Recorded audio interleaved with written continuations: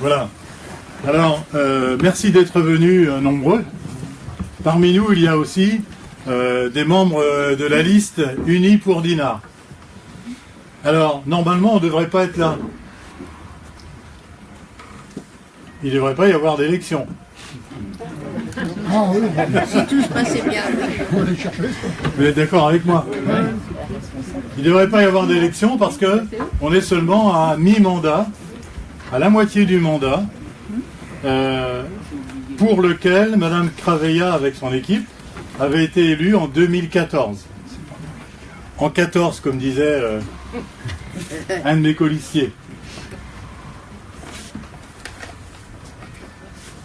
Pourquoi est-ce que c'est arrivé?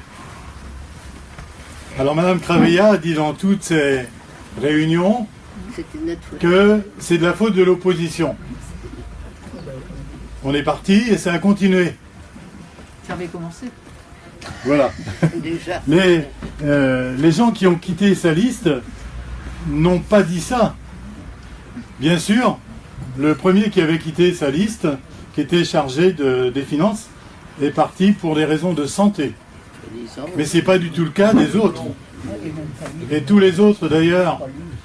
Et le pire, c'est en pleine campagne électorale, le dernier adjoint qui est parti en disant qu'il y avait un problème en fait de gouvernance, et même il a ajouté, et ça c'est quand même étonnant pour tous les gens qui ont eu des responsabilités municipales, il a dit qu'il n'y avait pas eu de réunion d'adjoints depuis 1 an. Alors, pour nous, ça nous paraît vraiment étonnant. Une réunion d'adjoints, allez, on va dire tous les 15 jours, mais dans période un peu stressante, c'est tous les 8 jours, quoi. Enfin, moi, ce que j'ai connu dans 1 an de mandat, ça a été tous les lundis matins, quoi. Daniel Chenel, qui est là, un peu confirmé. Hein. Je me méfie parce qu'il va dire le contraire. Non. Je vois tes paroles. Voilà. On va te croire. On va le croire.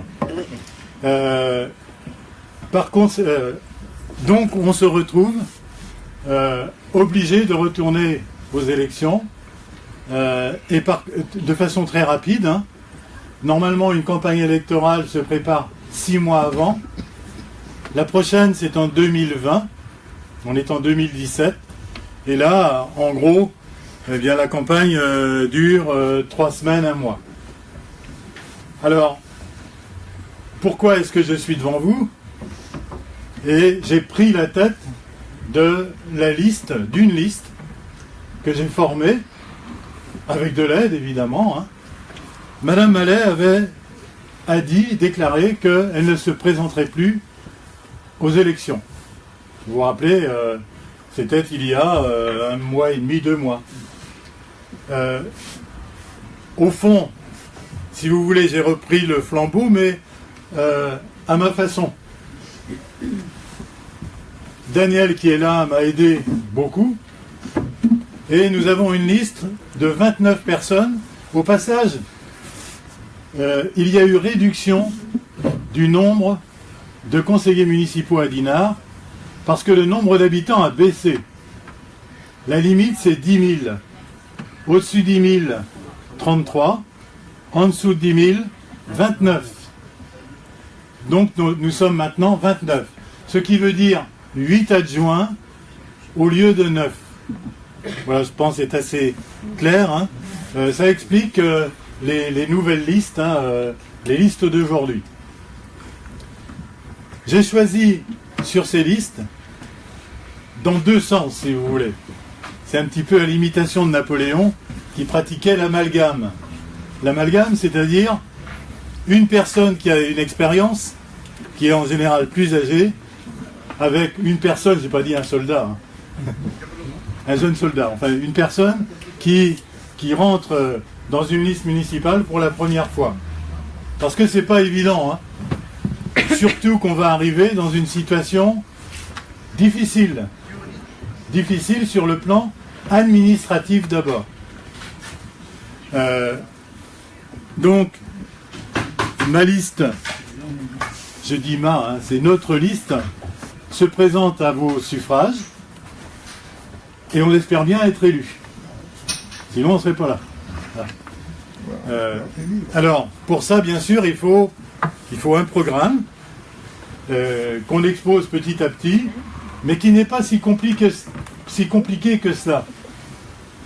Justement parce que ce ne sont pas des élections habituelles. On n'y va pas non plus pour 3 ans seulement dans l'idée du programme. Un programme municipal, c'est pour les 10 ans qui viennent. Il se résume en 2 mots. Restaurer la situation, je pense en particulier à la situation administrative de la ville, et relancer la ville.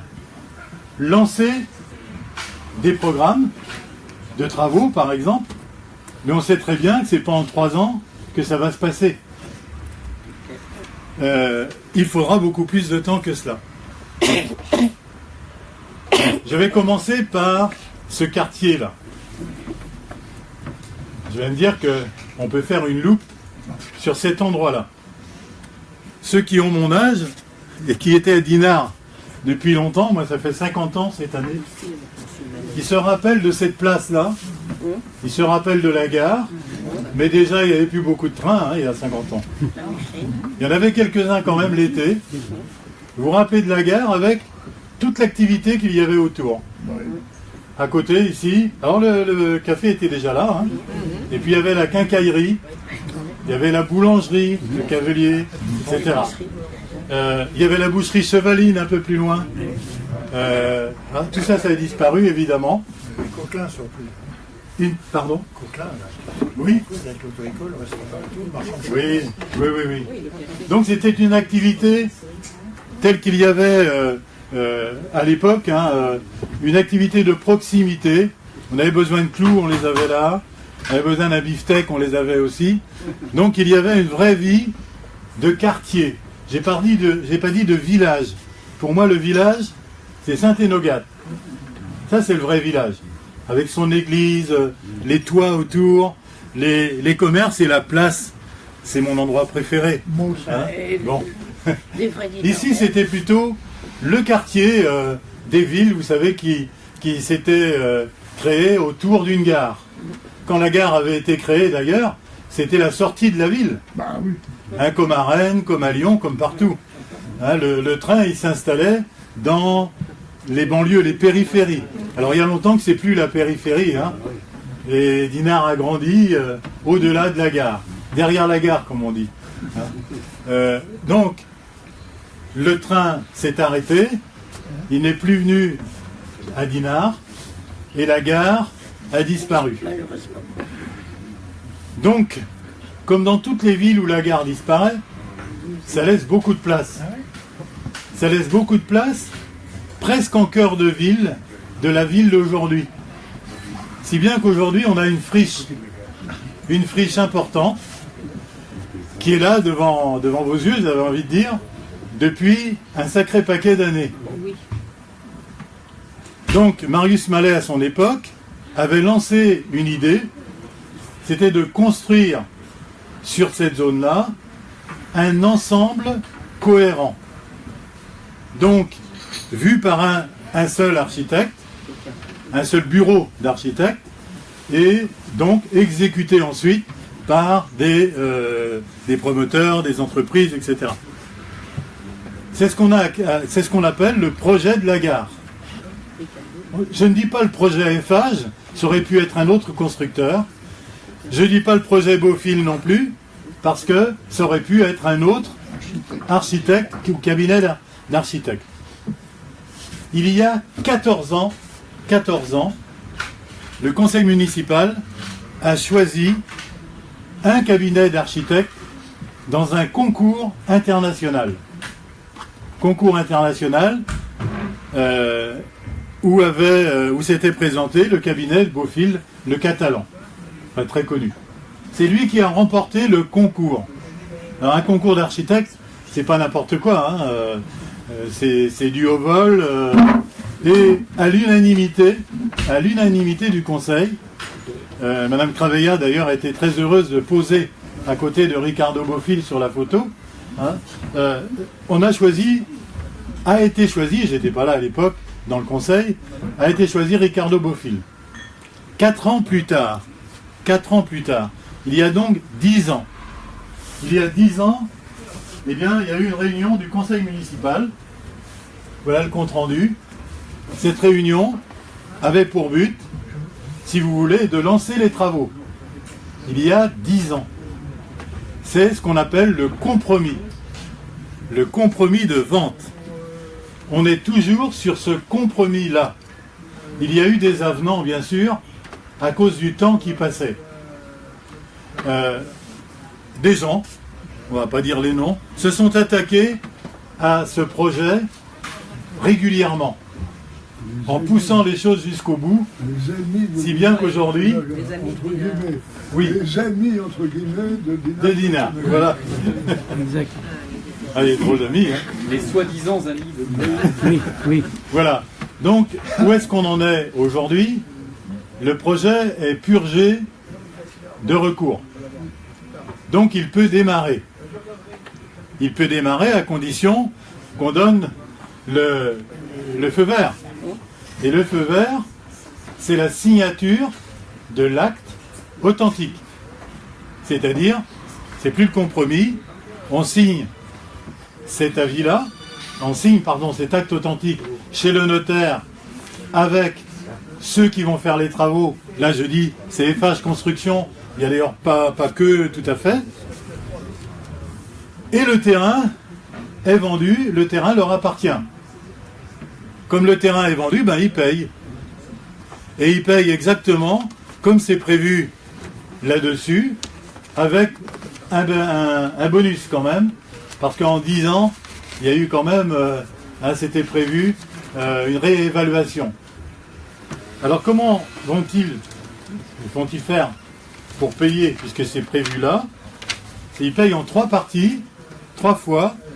Donc d'abord 3 millions d'euros le jour de la signature de l'acte, mais ce ne sera pas seulement 3 millions d'euros, il y aura autre chose, je vais vous le dire tout à l'heure. Ensuite, 2 ans après, à nouveau 3 millions, si le parking qui sera juste devant là, le parking qui sera public, si ce parking public est commencé. Enfin, 3 ans après la signature de l'acte authentique, donc dans 3 ans, si c'est signé cette année, et si le parking est terminé, eh bien là, c'est 3 650 000. Alors, on a dit plein de choses, alors je crois qu'on en parle sur le Ouest France aujourd'hui, plein de choses absolument extravagantes pour que ça ne se fasse pas. D'abord, il est purgé de recours. Ça veut dire que si on refait un permis de construire, eh ben on recommence. Pour 10 ans. Ça recommence pour 10 ans, j'en sais rien combien de temps. Mais à partir du moment où les gens qui font des recours le font pour faire des recours, et ils ont été condamnés d'ailleurs. Condamnés parce que ce sont des recours excessifs, hein, eh bien ça va recommencer. Il ne faut pas imaginer que ceux qui veulent refaire des choses là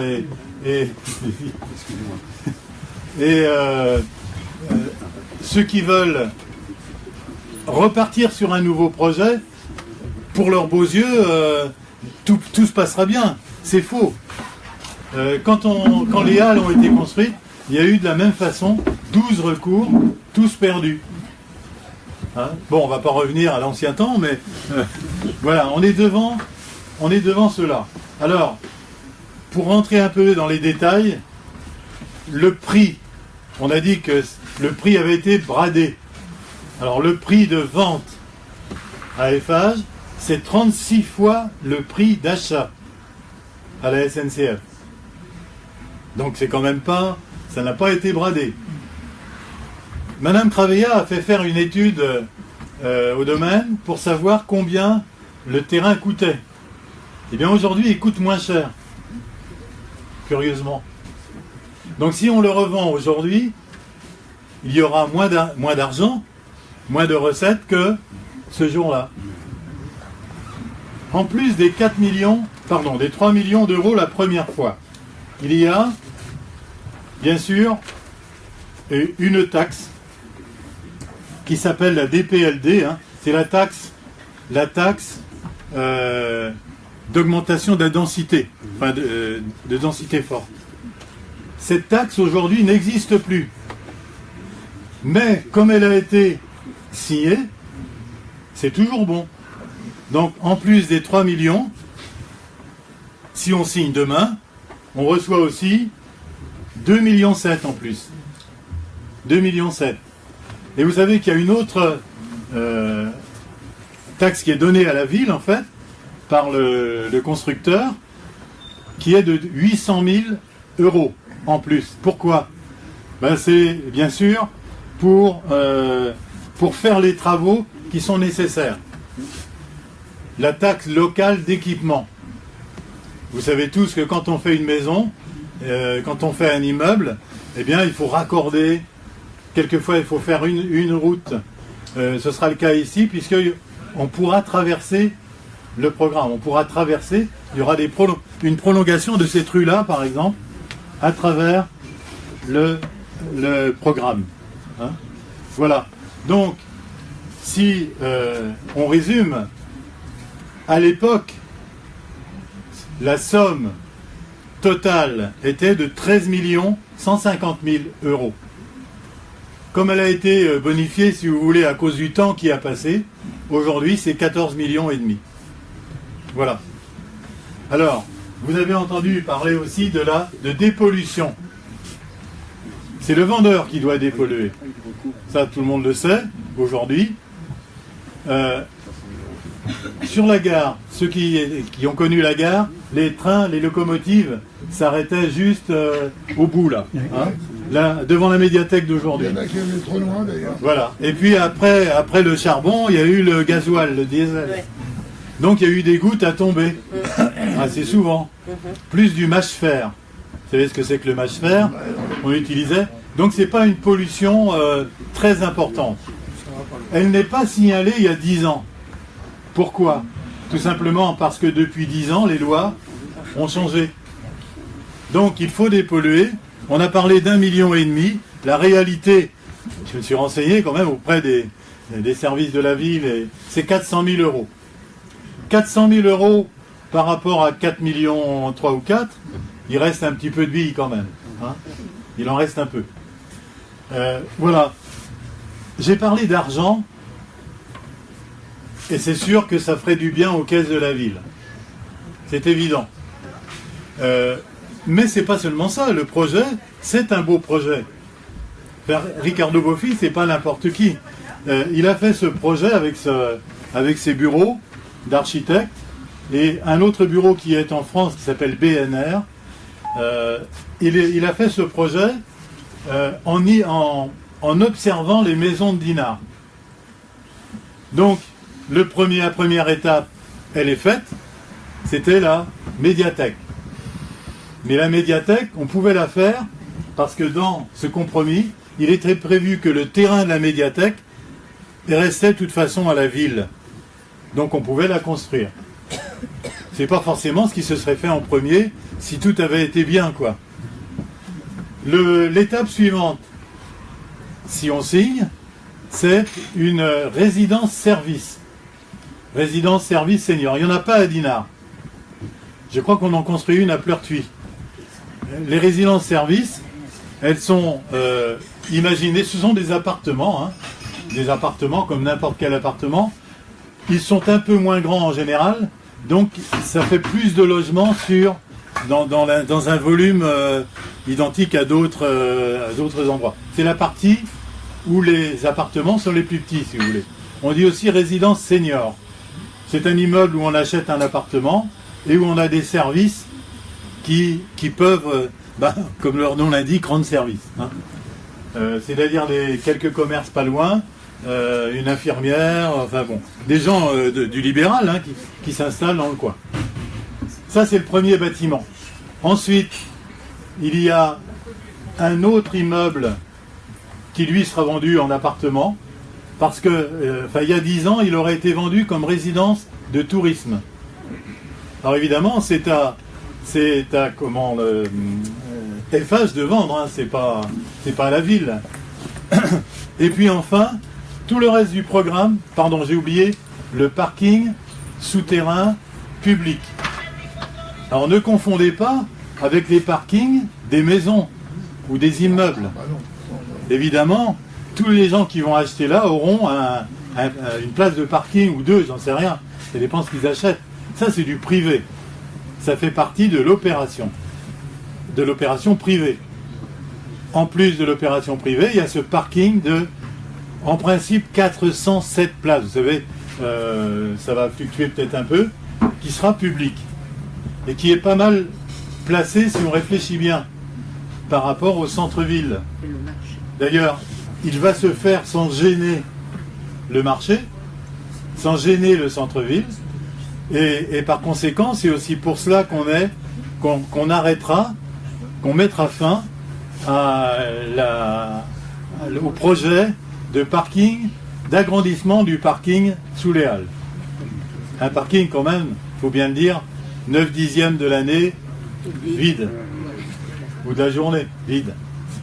Donc voilà, petit avantage encore, mais transitoire, on peut imaginer, une fois qu'on s'entend bien avec le constructeur, il ne va pas tout construire d'un coup, hein. Il restera de la place. On peut avoir un partenariat avec lui pour libérer une partie du terrain et ranger, par exemple, ou garer les camionnettes du marché.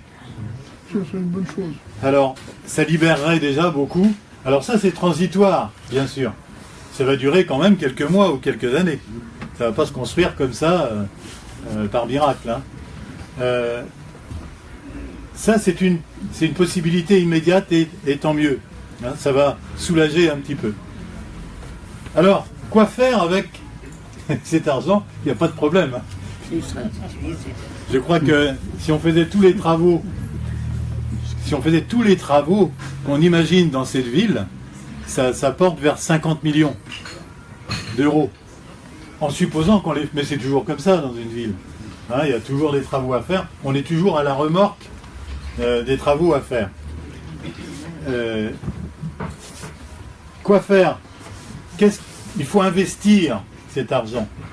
Il n'ira pas en fonctionnement, évidemment.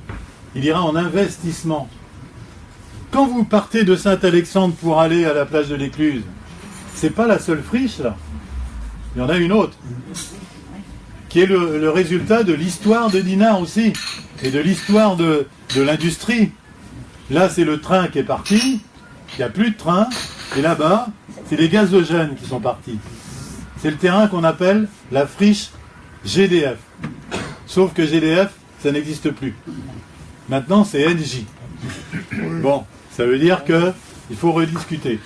Eh bien, il faut que la ville achète à l'amiable, au meilleur prix possible, cette friche, cet espace-là qui est extrêmement bien placé. En 2014, c'était quasiment fait. Il fallait signer chez le notaire. Et il y avait un projet d'immeuble en haut de la friche, d'immobilier, après dépollution, parce que là, c'est beaucoup plus pollué. Mais la pollution, c'est au vendeur. Hein. Donc c'est un accord avec lui, c'est lui qui doit nettoyer. On avait aussi, on en a beaucoup parlé, on avait proposé au cinéma, qui est une affaire privée, hein, on leur avait proposé de s'installer là. C'est tout à fait possible. Hein. Une affaire privée peut s'installer sur un domaine public, sur un terrain public. C'est un bail particulier, amphithéotique ou autre. Hein. Ça s'est pas fait. Et le cinéma, il attend toujours. Alors il attend toujours, mais et vous aussi, vous avez signé des grandes listes là. Alors la première chose que j'ai faite ou une des premières, quand j'ai décidé de partir aux élections, c'est de rencontrer évidemment les frères Lagré. Hein, c'est les deux frères maintenant qui ont le cinéma de Dinard, le cinéma de Dinan et le cinéma de Châteaubriand. 3 cinémas. À Dinan d'ailleurs, ils sont prêts à agrandir. Alors eux, ils ont un problème, c'est des hommes d'affaires. Hein. Ils sont pas là pour... c'est pas des moines. Hein. Donc, eux veulent faire une affaire et ils veulent surtout aller dans un endroit où ils vont avoir un potentiel de clientèle intéressant. Et ils sont aussi un peu pris par le temps, enfin par plusieurs choses. D'abord, l'accessibilité. Alors, je me suis occupé pendant 6 ans de la commission d'accessibilité. Vous savez que tous les bâtiments publics doivent devenir accessibles, mais privés aussi. Et ça traîne et ça traîne. Ça traîne parce que ça pose plein de problèmes. Quand vous allez au cinéma, il y a 2 volets de marche. Et après, il y a encore une volée de marche pour aller dans une des salles. Alors, résoudre ça, c'est pas simple. C'est pas simple. Ils ont obtenu une dérogation. Bon, il y a bien un jour, il faudra le faire. En plus, ils voudraient une capacité plus grande. Et en ce moment, il y a un projet qui est en train d'avancer, de l'autre côté de l'eau, comme on dit, à Saint-Malo, d'un multiplex à Saint-Malo. Alors évidemment, eux, ils risquent d'avoir des difficultés à partir du moment où ce multiplex pourrait être construit. Donc, je comprends parfaitement que Benoît Lagré soit interrogatif. Ça fait 10 ans qu'il attend, lui aussi. Ça fait 10 ans qu'il attend. Imaginez le cinéma ici, comme on l'a dit, sur cette friche-là. Eh ben, on repart à zéro. Il faut refaire les permis de construire, etc. On part sur un autre projet, qui doit d'ailleurs être plus dense que celui-là. Entre-temps, les nouvelles lois, le Grenelle 2, obligent à une densité plus forte. D'ailleurs, en ce moment, c'est la rédaction du PLU. Vous pouvez aller voir, d'ailleurs, je crois qu'on a commencé à exposer. Il n'est pas voté encore. Donc, ici, je vois encore, j'étais à la réunion où les chercheurs, enfin les spécialistes exposaient leur vision de Dinard pour les années futures. Ils disaient, c'est là que ça doit être le plus dense. Et Mme Craveilla, qui était à côté, approuvait. Donc ce jour-là, je disais, tiens, c'est bizarre quand même. Voilà.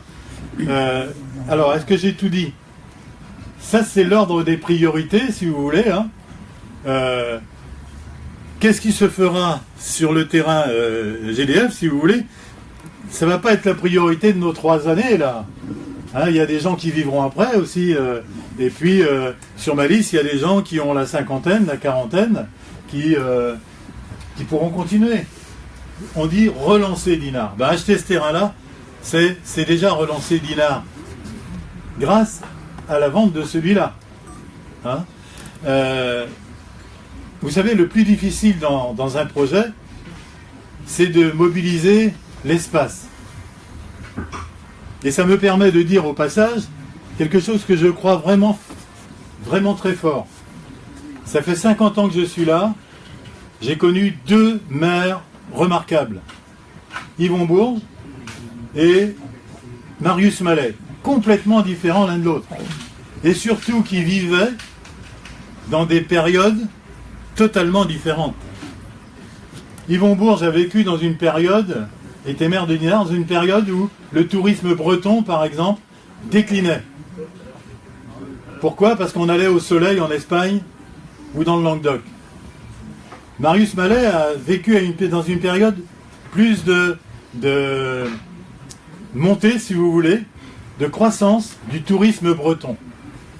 Une région qui est devenue à la pointe aujourd'hui, et Dinard avec.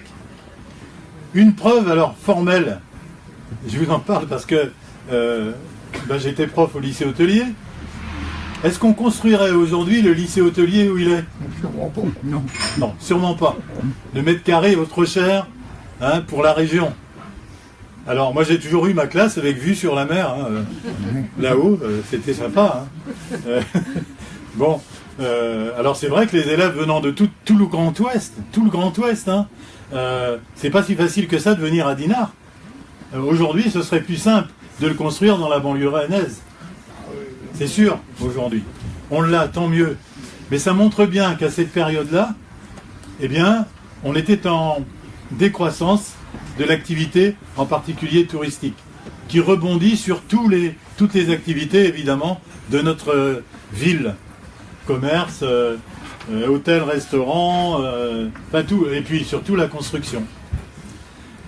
Donc ça, c'est formel. Ces deux hommes-là ont été des grands-mères, des grands-mères émaillères. On avait compris.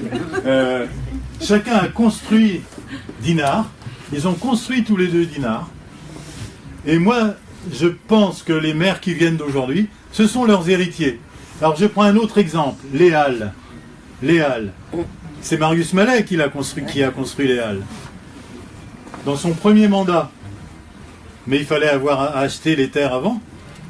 Et je me souviens des lotissements, je me souviens de toutes les parcelles qu'il y avait.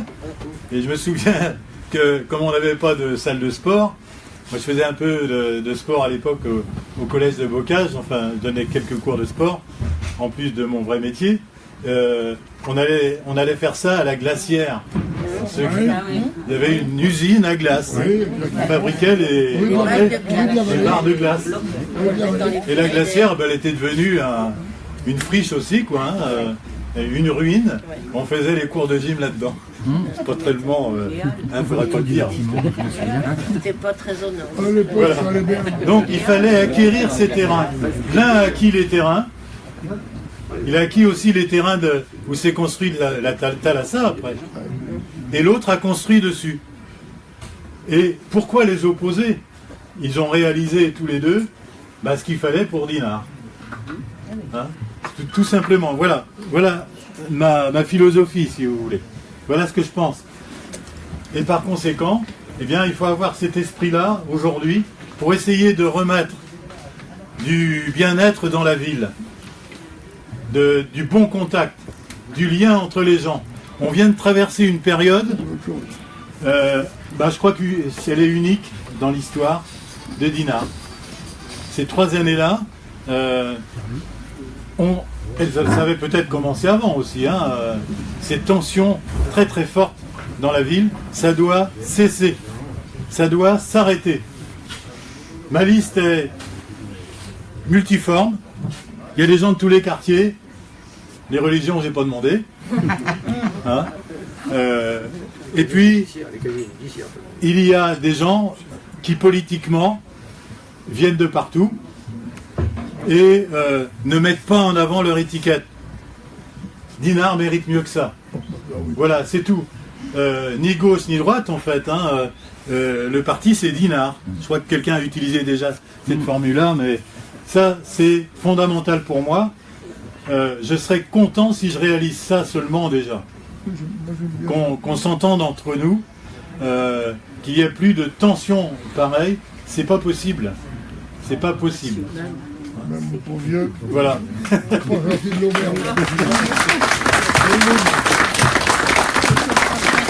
Alors j'espère que vous avoir convaincu.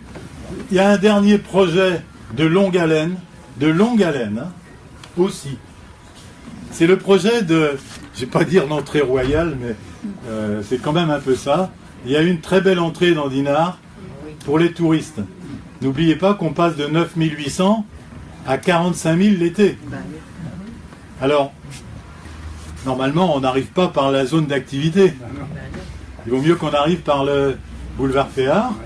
Alors, on avait commencé à faire la place Notre-Dame, la place du Général de Gaulle, devant Notre-Dame. Il reste à finir tout ça, et pour moi, c'est jusqu'à la mer. Jusqu'à la mer, ça veut dire la digue, qui est en mauvais état. Mais attention, avant de refaire la surface de la digue, il faut faire ce qu'il y a dessous. Dessous, il y a ce qu'on appelle l'ovoïde. C'est l'évacuation, c'est l'assainissement. Les égouts, si vous préférez. Et ça coûte aussi cher que le reste de la digue à refaire. Donc, là, il va falloir attaquer cela aussi. Mais entre Notre-Dame et la digue de l'Écluse, c'est les techniciens qui choisiront, élément par élément, ce qu'il faut faire. Comment il faut le faire. Et vous n'avez pas fini d'être dérangé quand ça va commencer. Parce qu'il n'y a pas vraiment de rue parallèle. Bon, c'est un peu compliqué. Je profite de ça, à la fin, je dis toujours c'est la fin, mais je profite de ça aussi pour vous parler un peu de la voirie. La voirie, c'est un entretien permanent. On n'a jamais pu faire plus d'1 million d'euros de travaux en une année. Pourquoi? Pour deux raisons. Parce qu'on est une ville balnéaire. Qui dit ville balnéaire, dit qu'on ne va pas faire de travaux pendant l'été. Bah non. Pendant les petites vacances non plus. Alors ça réduit singulièrement, à Rennes, c'est plus facile de faire les travaux en continuité. Là, il faut sans arrêt s'arrêter. Vous n'allez pas aller recevoir les gens à Pâques et faire des travaux qui vont perturber tout le plan de circulation. Donc, on n'a jamais pu faire plus d'1 million. On pourrait peut-être faire plus d'1 million de travaux avec peut-être un progrès de la mécanique, j'en sais rien, mais que ce soit plus... qu'on aille plus vite, quoi, faire les travaux. Mais bon, pour l'instant, enfin, il faudra du temps. Ça, c'est la première raison. La deuxième raison, c'est que Dinard, c'est un carré, comme ça. Hein. Alors, pas vraiment un carré, mais... Et il y a deux côtés, c'est la mer. Donc, c'est un cul-de-sac. Si c'est un cul-de-sac, la circulation est encore plus compliquée. Hein. Regardez les camping-cars qui arrivent malencontreusement devant le casino. Eh ben, ils s'amusent. Hein. Les grands camping-cars allemands, là. Bon, c'est le cul-de-sac. Donc voilà, il y a plusieurs raisons à ça. Et puis, pour finir, les travaux de la voirie, c'est les gros travaux comme ça. Il y a eu beaucoup de kilomètres quand même de voies de refaite, mais c'est l'entretien permanent. Et ça, il faut s'y tenir absolument. En ce moment, il y a des nids de poules un peu partout. Bon, c'est aussi qu'on sort de l'hiver. Hein. Des nids de poules? Moi j'appelle ça des nids d'autruche. C'est pas bon ces poules. Hein. Sans œufs. Pas des dizaines de... Ça, oui. Mais à celui-là, dis donc Jean-Claude, il y a un truc, c'est que dans certains pays étrangers qui nous sont limitrophes, lorsque l'entrepreneur a fini, on ne s'en aperçoit pas tellement c'est bon. Tu viens ici, c'est plein de trous et de bosses parce que c'est mal fini. Alors, c'est aussi pour une autre raison. C'est pour une autre raison. C'est qu'il y a tous les réseaux d'assainissement à faire. Et il n'est pas possible financièrement de refaire la rue en même temps. Donc il y a un surface, je sais pas comment, on refait la surface, mais surfaçage, mais ça ne tient pas longtemps en fait. C'est très vite, voilà. C'est du superficiel. Oui, on voit ça boulevard, avenue Édouard VII par exemple, quand on monte vers les signaux là. Voilà. Donc j'ai parlé de la gare, j'ai parlé de EDF, et j'ai parlé de choses concrètes là, du grand axe, la grande pénétrante touristique si vous voulez. Hein. J'ai parlé d'un autre chantier, c'est celui de remettre en ordre la mairie, parce que depuis des mois il n'y a plus de directeur général. Imaginez, enfin, pour le commun des mortels qui n'est pas rentré dans une mairie, bon, il s'en fout un peu, hein. Mais tous ceux qui sont rentrés dans une mairie, qui savent, le patron, il n'y a pas de patron. Il n'y a pas de patron administratif. Il n'y avait plus de directeur des finances. Il n'y avait plus d'adjoint aux finances. Et le chef de service de culture, sociale et culture, enfin, socio-culturel, comme on dit maintenant, et de la culture en général, vient juste d'arriver. Par conséquent, ça ne peut pas marcher. Donc on va avoir du taf, hein, comme disent les jeunes. Au début, il faut d'abord trouver les gens qu'il faut. Pendant ce temps-là, d'ailleurs, vous payez un directeur général. Hein. Il est chez lui, parce qu'on s'en est privé au début du mandat. Hein. Voilà. Remplacé par un autre qui est parti à son tour. 80 000 euros par an. Voilà, 80 000 euros par an. Jusqu'à quand? Donc, lui, il n'a pas son faire en fait. Hein. C'est la loi. Hein. Mais même C'est un statut spécial du directeur général des services. Au moment des élections, le maire peut s'en séparer et lui peut se séparer du maire. Alors, c'est lui qui s'en va, quoi. Pas le maire. Hein. Et dans ces cas-là, il continue à percevoir évidemment son traitement, ce qui est normal aussi. Enfin. Donc voilà, vous payez un directeur qui n'est pas là. Hein. Et de l'argent perdu pour la ville. Mais tout Voilà. surtout quand même. Donc ça, c'est vraiment quand même une situation qu'on n'a jamais vue. Maintenant, j'écoute vos questions et mes camarades qui sont autour, là, vont pouvoir vous répondre. Je vous les présente avant. Oui, c'est Je vous une les bonne présente avant. initiative. Allez vous lever. Christian Poutriquet, On connaît le malheureux. une famille inconnue à Dinard. Pompier, directeur des secouristes de la Côte d'Émeraude, une des principales associations de secouristes de France pendant la Coupe d'Europe, c'est ça, hein? C'était eux qui étaient sous la Tour Eiffel et qui assuraient le secours. C'est quand même pas mal, hein? Oui, Voilà. c'est vrai, c'est pas mal. Puis, n'oubliez pas le président Ah oui, ah des oui. secouristes, Alain Baer, que vous connaissez tous.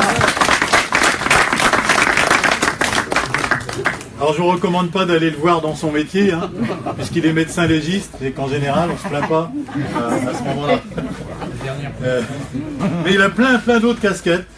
Hein. Je sais pas comment il fait. Il doit avoir plus de 24 heures dans sa vie. Jean-Louis Vergne. Que tout le monde connaît. Bien sûr. Allez, dis, parle toi. Dis qui tu es, toi. Je suis à Dinard depuis 35 ans. J'ai été médecin ORL à Dinard. J'ai 8 enfants. Ils ont tous fréquenté les associations sportives et culturelles de Dinard. Sur le plan de l'expérience politique, j'ai été plusieurs fois conseiller municipal, vice-président ou président d'associations de musique, sportive, office HLM, etc. Quoi dire encore Il va à l'étranger. Je suis en retraite, ah oui. J'organise et je participe à des missions humanitaires au Laos. Et puis voilà. Bon, et docteur, vous oubliez de dire une chose, c'est que vos enfants ont fait porter très haut le nom de Dinard. Ah oui, oui, on exprime. On exprime. Et ça continue. Hein. Équipe de France quand même. Voilà. Oui, pas mal. Voilà. Et la suite est assurée là, actuellement. Avec Oui, d'autres oui. équipes, c'est bien. Bon, c'est bien. Hein. Alors, à côté de moi, j'ai un jeune premier, Daniel Pillot.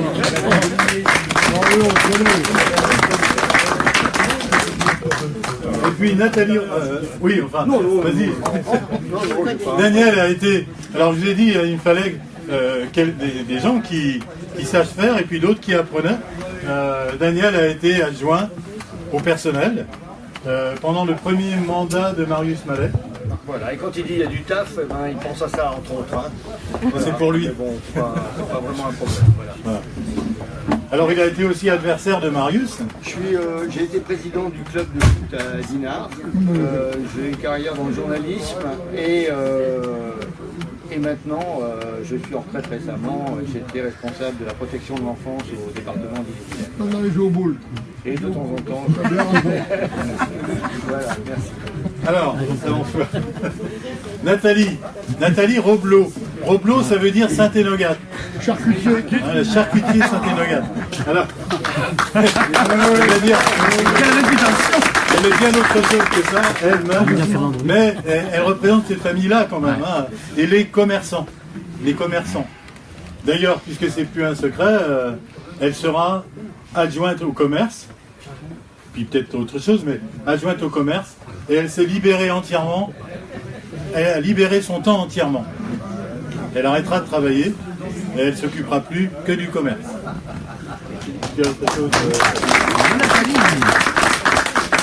Alors vous la verrez, je crois, sur le journal bientôt, parce qu'elle est photographiée à Saint-Énogat. Hein. Normal. Ah, c'est normal. Puis le petit garçon, là, il va se présenter tout seul. Bonjour, je m'appelle Arnaud Salmon, donc je suis gérant d'une entreprise de carrelage à Dinard, Salmon Carrelage. Donc, moi aussi je suis une vieille famille de Dinard, mon arrière-grand-père, grand-père et père étaient carreleurs à Dinard. Mes grands-parents avaient une boutique en bas de l'avenue Loire 7 là, pendant longtemps. Donc je m'occupe également aussi de la Fédération française du bâtiment depuis 8 ans sur le pays de Dinard, donc je connais bien ce domaine en particulier. Et puis dans le milieu associatif, j'ai fait également beaucoup d'escrime dans ma jeunesse avec les enfants de Jean-Louis Vergne. Et voilà, mon fils fait de l'escrime depuis peu, donc je suis vice-président du club d'escrime de Dinard, de MDM. Et puis accessoirement, je m'occupe aussi, je suis bénévole dans le Dinard Comedy Festival, un événement que je vous conseille constamment, un bel événement à Dinard.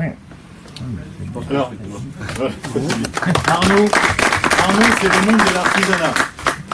Alors, donc on a les commerçants, hôteliers, artisans. Et ça, c'est ce que je voulais absolument. Voilà. Et puis, on a les jeunes filles, là. Allez-y, présentez-vous. Oui, bonjour. Donc, moi, je suis Christelle Ingout, je suis kinésithérapeute, donc installée en libéral. Voilà. J'ai rencontré Jean-Claude il y a quelques années, participant à la commission d'accessibilité par rapport aux personnes handicapées, et je précise bien tout type d'handicap, que ce soit mobilité réduite ou concernant la vue, concernant oui, où il y a beaucoup de choses à faire, il y a beaucoup de choses qui n'ont pas été faites pendant 3 ans. Voilà, donc j'avais envie de participer à ça pour relancer un petit peu tout ça. Voilà. Merci, Christelle. Et Nolwenn. Bonsoir à tous, donc je suis Nolwenn Guillou. Moi je suis à Dinard parce que mon grand-père n'a pas suivi le rêve américain mais le rêve dinardais en allant s'installer sur Dinard. On peut me voir partout, il y a des enfants, parce que j'ai 5 enfants qui sont âgés de 2 à 12 ans. Donc quand il se passe des choses pour les enfants, en général je suis là. Et je suis directrice d'école primaire. On a parlé de Nolwenn récemment dans Le Monde. Et aussi le monde internet, mais le monde journal, parce qu'elle a fait avec ses collègues dans un village des Côtes d'Armor une superbe expérience, de création d'une école avec les habitants, avec les parents, avec les enfants. Avec les élus. Et avec les élus quand même. C'est-à-dire que l'école a été pensée par les gens du village et elle fonctionne comme ça aujourd'hui. C'est un exemple unique en France. C'est pour ça qu'on en parle et que des gens l'appellent souvent pour savoir comment faire. Hein. Voilà. Alors, question. J'ai oublié que t'étais arrivé. J'ai oublié parce que c'est le plus beau.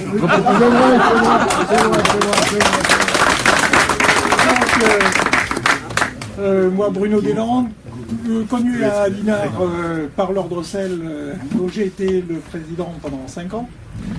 En dehors de ça, j'ai 66 ans et c'est pendant qu'on n'avait pas encore dans le conseil, dans la liste, dans la future liste, je suis le représentant de l'industrie.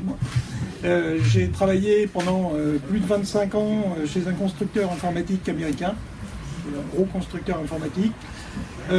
J'ai commencé à diriger ma première agence, j'avais 31 ans, c'était à Rouen, et puis j'ai évolué toujours dans les services informatiques, et puis pour être responsable de la région Rhône-Alpes-Auvergne en 1995, quand la bulle informatique a explosé et qu'on est passé à Internet et la micro-informatique. Donc à ce moment-là, j'ai quitté l'informatique pour entrer dans l'industrie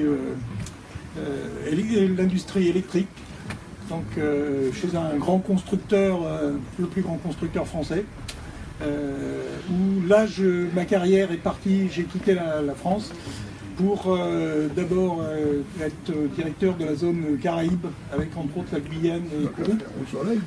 Voilà. Après les Caraïbes, j'ai créé une filiale et dirigé cette filiale en Tunisie, qui couvrait Tunisie, Libye, Soudan et même Malte. Ensuite, l'étape suivante, ça a été la dernière étape dans mon parcours à l'étranger, c'était la Belgique. Mais je ne travaillais pas beaucoup en Belgique parce que je m'occupais surtout de l'Asie. Et j'ai passé des mois, je dis bien des mois, même sans rentrer à la maison, aux Philippines, sur des démarrages d'usines. Voilà. Donc l'expérience de la gestion d'entités, des finances. Voilà. Et gestion du personnel. Et le conseiller voyageur. Et Guillaume. Alors il représente, et il n'est pas le seul, le monde hôtelier. Vas-y. Bonsoir, donc je m'appelle Guillaume Gauvin. Je suis hôtelier sur Dinard, anciennement restaurateur, donc quelques restaurants de créés sur Dinard. Je vais parler plus fort. Donc voilà, je suis rentré dans la liste à Jean-Claude tout simplement parce que j'ai envie qu'on développe un peu plus le tourisme, le commerce, l'animation également sur Dinard. Donc j'ai été pendant 2 ans et demi au niveau de l'Union commerciale de Dinard. On a essayé d'œuvrer pour développer un peu l'animation. Je suis également président de l'association Dinaresta Production et sinon président du club hôtelier de Dinard. Donc je représente un petit peu aussi mes collègues hôteliers sur Dinard, c'est une industrie très importante. Voilà. Vous allez peut-être réussir à poser votre question. Les listes concurrentes ont une argumentation d'ailleurs différente et confuse, visant à essayer de montrer que le projet Beaufil reviendrait très cher. Bon, vous nous avez expliqué de façon claire que ça ne serait pas le cas.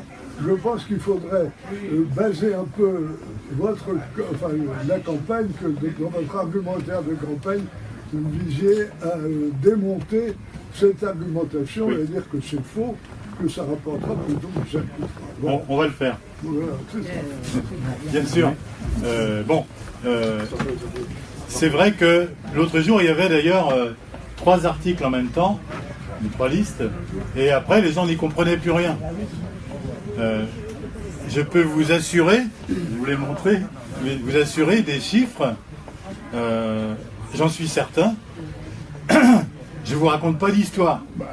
Je vous raconte pas d'histoire. Pas plus qu'il y a des pollutions, mais des pollutions, ça va pas être 1,5 million. Pour faire les dépollutions, par exemple, il va falloir creuser. Est-ce que c'est utile de ramener de la terre? Puisque ensuite, ils vont creuser pour faire l'immeuble. Donc il y a plein de possibilités comme ça. Quand on ne veut pas que ça se fasse, eh bien évidemment, on va prendre les chiffres les plus hauts des experts, etc. Et puis on raconte des histoires.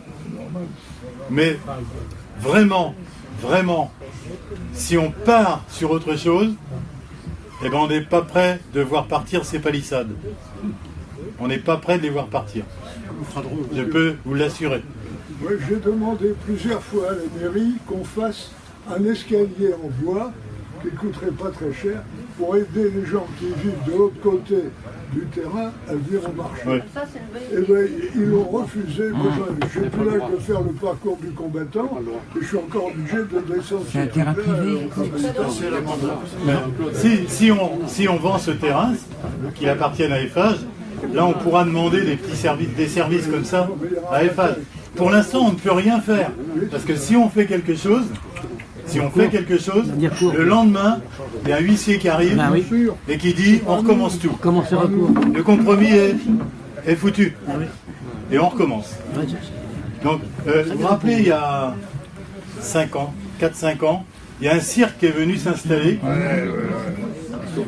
Et alors le matin, on a réagi à toute vitesse, CRS, enfin, pour les faire partir. Si on les laissait s'installer, eh bien c'était fini. Il fallait repartir sur un nouvel accord. Tant qu'il y a le compromis, il ne faut pas toucher au terrain. Il ne faut pas y toucher. Même une voiture garée, c'est foutu. Oui. Par rapport à ce que vous disiez, aujourd'hui il y a une déclaration de Erwan Devez dans le journal Ouest France qui explique très bien ce que vous dites là. Et qui fait le comparatif entre les différents chiffres avancés et qui en plus, lui, étant donné qu'il a été à la mairie chef de cabinet de Madame Cravella, dit que les analyses qui ont été faites à ce moment-là sur le plan financier sont de tel montant et pas du tout des montants exorbitants qu'elle a. Non.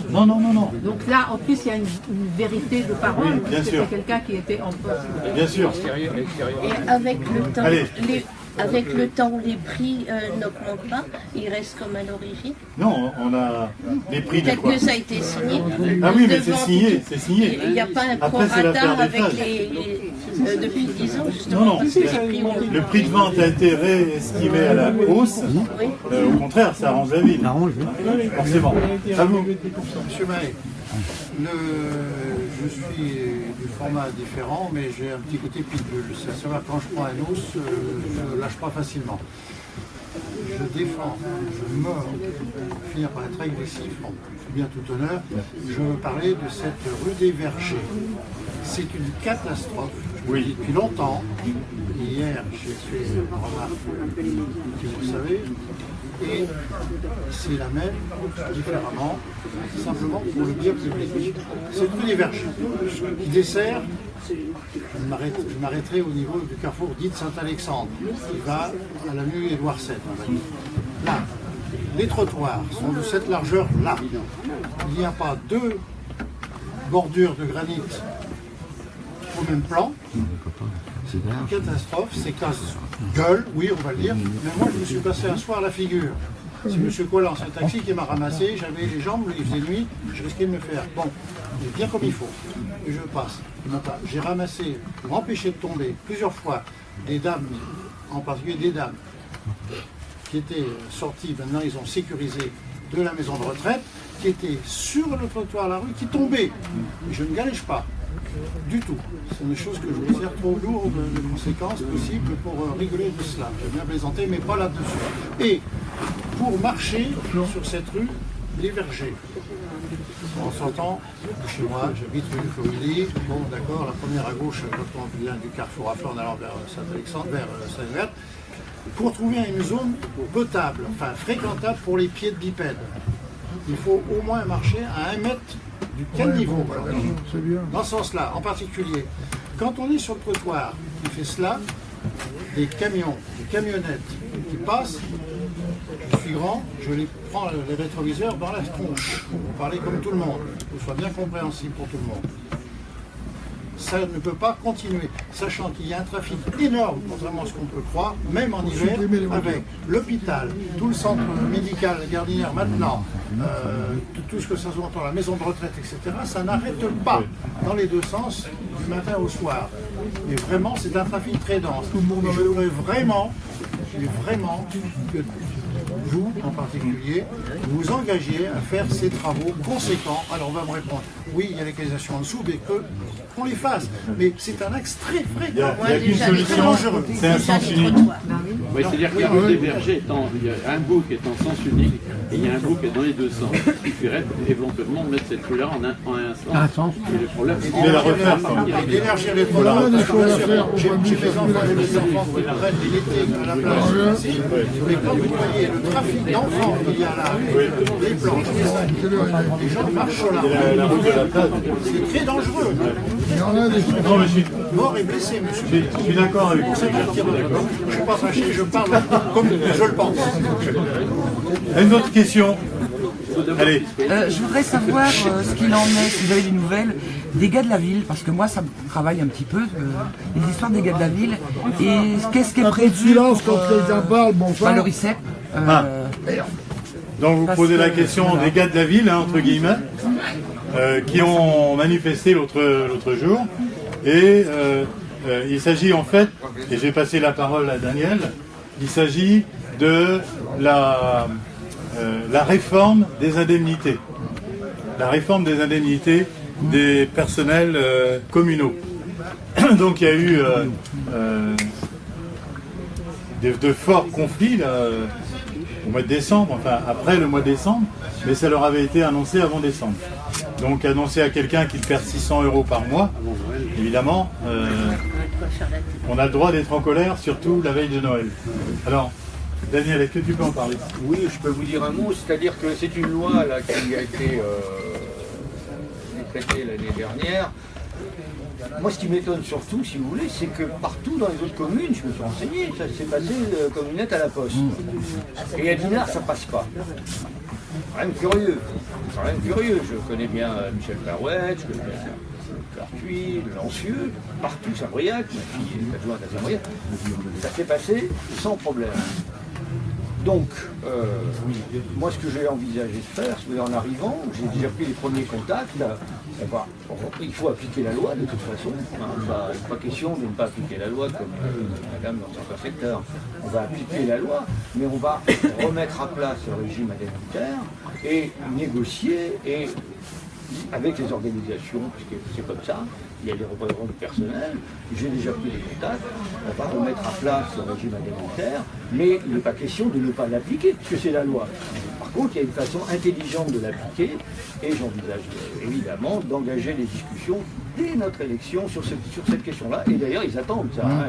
Ils m'ont écrit pour me dire voilà, on attend une discussion sur cette question-là, voilà. Mais j'ai envie de dire, c'est un peu de bon sens, hein. C'est pas très très compliqué en fait, hein. Il y a une façon de gérer du personnel, qu'il soit municipal d'ailleurs ou privé. Il suffit d'un peu de, comment dirais-je, d'abord il faut rétablir un climat de confiance à la vie, parce que là, on est tombé dans un domaine tout à fait irréaliste, un peu surréaliste, j'ai envie de dire, où plus personne ne fait confiance à personne, tout le monde sait qui, alors que jusqu'à maintenant, on n'avait jamais connu des problèmes comme ça à Dinard. Jamais, jamais, jamais. Que ce soit du temps d'Yvon Bourges ou du temps de Marius Manet, jamais on a eu de tels mouvements comme ça. Donc c'est qu'il y a quelque chose qui ne va pas, mais c'est à relier aussi à ce que disait Jean-Claude Mahé, sur plus de directeurs, plus de directeurs de ceci, plus de directeurs de cela, plus de DGS. Il faut remettre ça à plat, tout simplement. J'ai pris les premiers contacts, qui sont, je ne vous le cache pas, assez positifs, hein, assez positifs. Ça ne veut pas dire qu'il faut être laxiste, mais il faut appliquer intelligemment une réforme qui a été appliquée partout ailleurs sans problème. Voilà, c'est tout. Mais les contacts sont pris déjà. Voilà. Pour compléter ce que dit Daniel, hein, le problème avait commencé bien avant la réforme des indemnités. C'est la goutte d'eau, si vous voulez, qui est venue. Mais quand on manque de respect, quand on n'a pas confiance dans les gens, quand on les prend en photo en train de, soi-disant, pas travailler, etc., ça ne peut pas marcher. Bon, il y a besoin de quelqu'un à poigne, bien sûr, il faut que les gens travaillent, et ils sont payés pour travailler, mais enfin, moi j'ai observé ce qui se passait, bien que je n'ai pas été responsable d'eux quand j'étais adjoint. Je vais vous dire qu'il y a des moments, l'été en particulier, où c'est chaud, hein. Le feu d'artifice par exemple, bon, il faut le dégager très vite, enfin il y a plein de choses comme ça. Donc on doit rétablir cette confiance. La réforme des indemnités, ça n'est qu'un aspect. C'est pour ça aussi que Daniel sait faire. Il sait faire. Et il sait faire le lendemain des élections. Merci. Allez.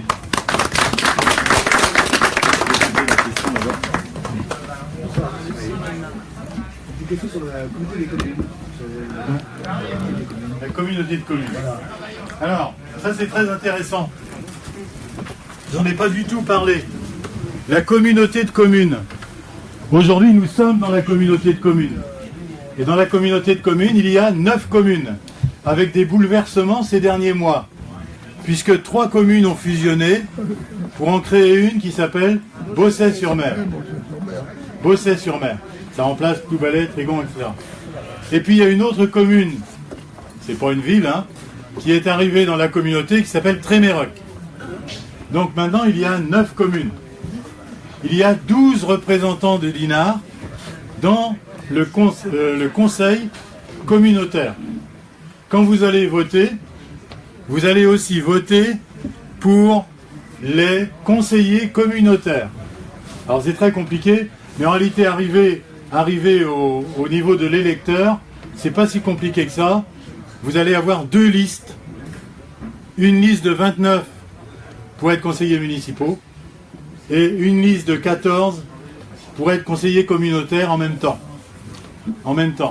Avec toujours l'articulation, hein, homme-femme ou femme-homme, femme-homme. Hein, jusqu'à 29, donc sur ma liste, il y a un homme de plus. Sur la liste de Mme Craveilla, il y a une femme de plus. Et Mme de la Bretèche aussi. Puisque le premier est une femme. Voilà. La communauté de communes, j'ai déjà dit que j'allais pas me battre pour être président de la communauté de communes. Pourquoi ? Parce que c'est sans doute l'erreur majeure de Mme Craveilla. Elle a voulu, alors qu'elle découvrait la ville, aller déjà à la communauté de communes où elle ne connaissait strictement rien. Donc, c'est pas possible. C'est pas possible. Il y a trop de travail à faire à Dinard. Mais on essaiera d'être les partenaires les plus intelligents possibles avec les autres communes de la communauté. Le dernier transfert qui s'est fait, vous savez que petit à petit, les communes perdent des compétences au profit des communautés. La dernière compétence passée à la communauté de communes, c'est la promotion du tourisme, c'est-à-dire tous les offices de tourisme. L'office de tourisme que vous connaissez bien à Dinard, maintenant, il ne dépend pas de Dinard, il dépend de la communauté de communes dans laquelle nous sommes. Alors, moi j'estime que ça n'a pas été très bien fait pour Dinard. Dinard, c'est quand même le cœur du tourisme. Citez-moi les hôtels des autres communes. Les restaurants, etc., il y en a, mais bon, c'est rien à côté de Dinard. Donc Dinard doit être vraiment le centre, c'est la ville-centre de la communauté, mais c'est la ville-centre en particulier du tourisme. Et par conséquent, je m'efforcerai d'être principalement dans le tourisme de la communauté. Mais ça, on verra, hein, parce que cette élection-là, si on est élu, et on sera élu, va bouleverser aussi la communauté de communes, automatiquement. Le maire, présidente, perd aussi la présidence, forcément. Donc ça pose plein de... Il y aura plein de conséquences. Tout ça a retardé considérablement l'avancée de la ville. Regardez à Saint-Malo, regardez à Rennes, alors c'est encore pire, hein, regardez tous les travaux qui commencent. À la mi-mandat, en général, c'est le début des travaux, parce que ceux qui veulent être réélus, ils veulent que ça soit fini 3 ans plus tard. Hein, regardez le boulevard des Talards en ce moment. Il est en pleine révolution, là. Ça aurait pu être comme ça pour le boulevard Féard. Ça aurait pu être comme ça. Michel Nouvel, debout. Avocat. Il n'a pas sa robe aujourd'hui. Michel aussi est sur la liste. Oui. Deux mots. À qui je dois parler en priorité? À tout le monde. Oui, et on veut se mettre devant là. Voilà, donc moi je me suis intéressé à ces problèmes municipaux. J'étais loin de ça, je dois dire. Je dormais tranquillement. Je passais du temps dans mon jardin. Et voilà. Vous n'entendez pas? Il est avocat, c'est pour ça qu'il parle. Excusez-moi. Donc je me suis intéressé à ça quand j'ai appris l'histoire du projet Eiffage et que j'ai appris que le tribunal de grande instance avait décidé que le maire de Dinard devait aller signer un acte notarié et que très publiquement le maire de Dinard a dit je n'irai pas signer un acte notarié et que pire encore qu'ayant reçu une sommation par acte d'huissier d'avoir à se trouver chez un notaire pour signer, elle est allée chez le notaire et elle a dit je ne signerai pas. Et je me suis dit mais enfin quand même voilà le premier magistrat de la ville qui donne l'exemple de la désobéissance civile. Et donc, je me suis dit, c'est pas possible. Quelque part, il y a quelque chose qui est mal fabriqué, qui est pas bien, qui n'est pas bien. Et en réalité, bon, je crois que ça participe aussi d'une appréciation qu'une procédure, un procès devant une juridiction civile ne serait pas aussi importante qu'un procès devant une juridiction pénale. Hein, c'est un peu ça aussi. Mais on a tort de penser ça. On a tort de penser ça, parce que celui qui gagne, il peut avoir des moyens de coercition contre celui qui perd. Et d'ailleurs, Madame Cravella l'a très bien indiqué dans sa réunion du conseil municipal, où elle a fait adopter la délibération comme quoi elle n'irait pas signer. Elle a dit, je me rappelle très bien l'avoir entendu, j'irai signer si Eiffage obtient une pénalité financière contre la ville de Dinard. Donc, si vous voulez, vous avez une espèce de logique de l'entêtement qu'on énonce officiellement et qui s'effacera devant une logique de la contrainte si jamais elle est manifestée. Donc, j'ai trouvé ça assez curieux. Donc, je me suis rapproché à ce moment-là de l'équipe, et donc j'ai suivi à ce moment-là petit à petit les démissions successives du conseil municipal et etc. Donc Voilà. Alors, merci Michel. J'ajoute une chose que je n'ai pas dit non plus. Michel a parlé de dommages et intérêts, mais il n'y a pas que ça. S'il y a l'abandon du programme, il faut payer le travail qui a été fait. 2,7 millions. Non, c'est plus que ça. Devant le tribunal, Eiffage a demandé 14 millions. 14 millions. Alors, ça pose des questions tout de même, qui montrent que, quelque part, c'est le trou des Halles de Dinard qui est derrière, là. Sauf qu'il n'y a pas de trou encore, mais c'est le trou des Halles, comme à Paris, c'est à Dinard.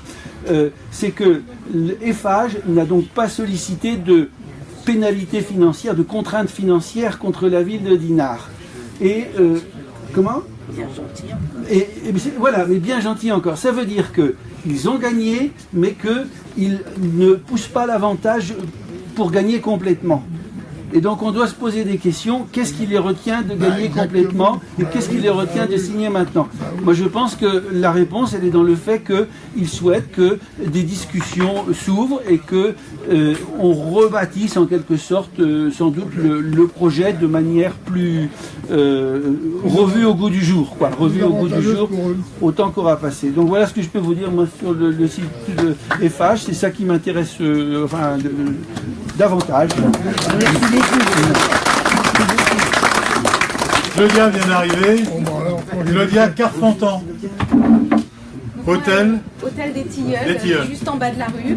Donc voilà, j'ai 44 ans et j'ai rejoint l'équipe. Ça se voit pas.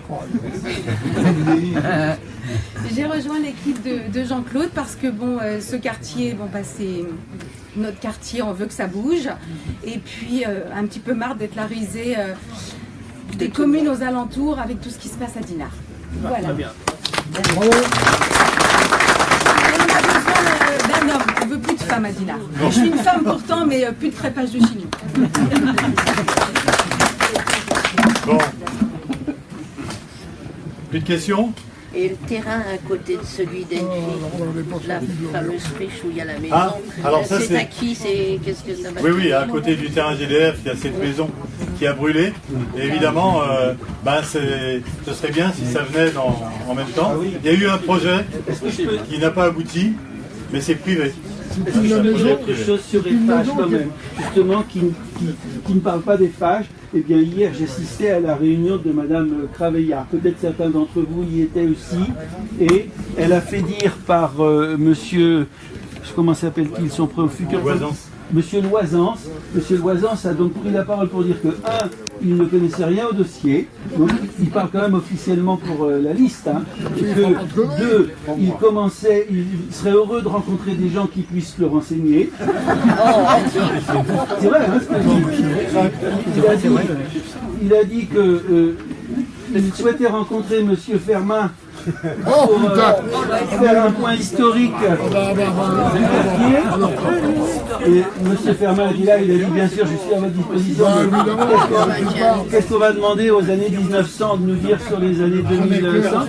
Avec l'ouverture d'une souscription pour qu'ils puissent faire le bouquin. Ah peut-être bien, oui, avec toutes les photos du terrain vague. M. Voisance a dit qu'il lui fallait 3 mois pour comprendre et il a terminé en disant voilà que le premier adjoint voilà, qu'au bout de 3 mois il aurait un point de vue.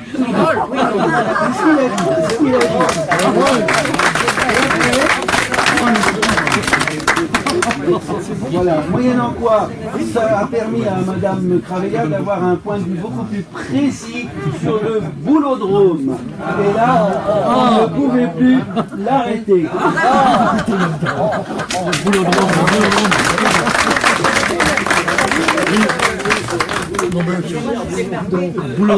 Boulodrome couvert. Oui. Au cinéma. Vous disiez que ça serait pas mal s'il était là. Non. Non. Non, parce que sinon on bouscule le programme. Non, ce que je veux dire, c'est qu'il faut qu'il reste dans le centre-ville. Ce fait. Voilà. À cause, on n'en a pas parlé du festival de films britanniques. Oui. On est bien compromis. Exactement. Pas pour les raisons qu'avait invoquées Annie Colibrin, à savoir que c'était à cause du pauvre Sam, qui est un directeur de festival formidable. C'est par le manque de salles. Parce que vraiment, je ne sais pas celle du Palais des Arts quand les travaux vont être terminés. Oui. Ils n'ont pas commencé encore. Ils n'ont pas commencé. Voilà. Mais quand les gens vont au festival, ils ne peuvent pas, surtout qu'il y a beaucoup de gens d'un certain âge, courir depuis le Palais des Arts, ils ne viendraient pas Oui. ici. Alors vous avez parfaitement raison. Le cinéma, ça fait partie du bloc, la mer, la plage, le PAF, le casino et le festival. On conçoit assez mal que ça parte en autobus vers la Richardelle ou je ne sais pas. N'oubliez pas non plus qu'il y a plein de villes qui nous envient le festival. Ouais, bien sûr. Les villes britanniques, en particulier dans la banlieue rennaise. Bru, alors peut-être Saint-Malo en même temps. Donc, et il y a le problème du cinéma et le problème du PAF. Problème du cinéma, il se peut aussi qu'ils aient un projet ailleurs. Je vous dis, moi j'en sais rien. Qu'ils aient un projet ailleurs, monsieur Lagré, et qu'ils gardent ce cinéma. Ça c'est peut-être. Mais il y a tellement de travaux à faire. Voilà. On imagine quand même mal. Et puis le PAF, alors il y a les travaux à faire. On peut, à mon avis, sécuriser. Madame Craveilla a dit hier que ça n'ouvrirait sans doute pas avant 2019. 2019, vous imaginez, il y a quand même il y a du temps. Je pense qu'on peut sécuriser. En tout cas, l'objectif, ce sera d'ouvrir le plus tôt possible. Parce que si la sécurisation du plafond coûte une certaine somme, faire venir la salle gonflable là, c'est pas gratuit non plus. Donc c'est là qu'on peut voir. On peut voir ce qu'on peut faire. Mais l'objectif, c'est de l'ouvrir le plus vite possible. Et d'organiser les travaux en fonction de ces événements. Là, il y a quand même plus de grandes expositions. Alors, je vous prie de croire que les galéristes, ils ne sont pas tellement contents. Hein. Plus de grandes expositions et un festival tronqué quand même. Hein. Mais enfin, Hussein Indy revient, donc il n'a pas quitté Dinard, donc tant mieux. Jean-Claude, oui. Tu parlais tout à l'heure de la villa qui se trouve en haut de la rue de la Gare. Alors je peux te dire que c'est une villa qui est très souvent photographiée. Car c'est un excellent accueil à Dinard. Ah oui. Il y a des vipères dedans, hein, moi j'en ai que deux. Il y a des renards, ils sont sympas, ils sont jolis comme tout. Ils viennent dans les parkings nous dire bonjour, on peut pas aller mieux. Et puis en plus c'est dégueulasse. Il n'y a pas moyen de contraindre le propriétaire à remettre de l'ordre là-dedans, à que ce soit fermé en plus de ça. On étudiera tout ça. Oui, c'est des logements gratuits. Du moment où on rachète la friche. C'est des logements gratuits. Il y a les jeunes qui vont se planter pour fouiller la cave. C'est un promoteur privé parisien qui s'appelle Ayoun, qui avait aussi acheté l'école Sainte-Anne pour faire un projet global. Bon, tout ça s'est tombé à volo. L'école Sainte-Anne avait repris par un autre promoteur. C'était dans l'ancienne maison des Rois-Ouest. Donc il a acheté ça à 900 000 €. Au jour d'aujourd'hui, aucun promoteur n'achètera ça parce que la villa n'est pas protégée, mais la villa doit rester dans l'État, elle doit être construite dans l'État. Ouais, donc c'est absolument injouable, car il était prévu de faire des appartements dans l'ancienne villa de Brouas, qui était quand même en bon état à un certain temps, et à côté faire un petit immeuble. Ça sera très difficile. Hein. Ouais. C'est ça. Oui. Ça mérite aussi, c'est comme le terrain Gaz de France NJ, n'est-ce pas, ça mérite d'être revu, mais ça sera deux choses différentes. En ce qui concerne NJ, M. Maillet avait obtenu le prix d'achat du terrain NJ à 2 300 000 €, n'est-ce pas, monsieur le maire? C'était ce qui était prévu avec un projet, tout était fait à ce moment-là. Bon, ça n'a pas plu, évidemment, ça n'a pas plu à madame le maire actuelle, je ne sais pas ce qui lui plaît. Rappelez-vous quand même, à une époque, le projet qu'elle avait sur la gare, c'était un jeu de boules et un kiosque. Non mais attendez, faut quand même, je ne veux pas la tourner en direction, je suis très respectueux de la fonction de maire, enfin c'est quand même ça son projet, voyez-vous. Alors c'est vrai, comme vient de dire notre avocat qui est sur la liste, quand il vient de dire que hier, à la réunion d'hier soir, quand le futur premier adjoint dit bah oui, je connais pas le projet, il faut à peu près 3 mois. Non mais vous y étiez, monsieur Morillon, c'est quand même un peu scandaleux. Alors comment j'espère quand même que les gens, les électeurs de Dinard vont devenir un peu plus intelligents que la dernière en 2014.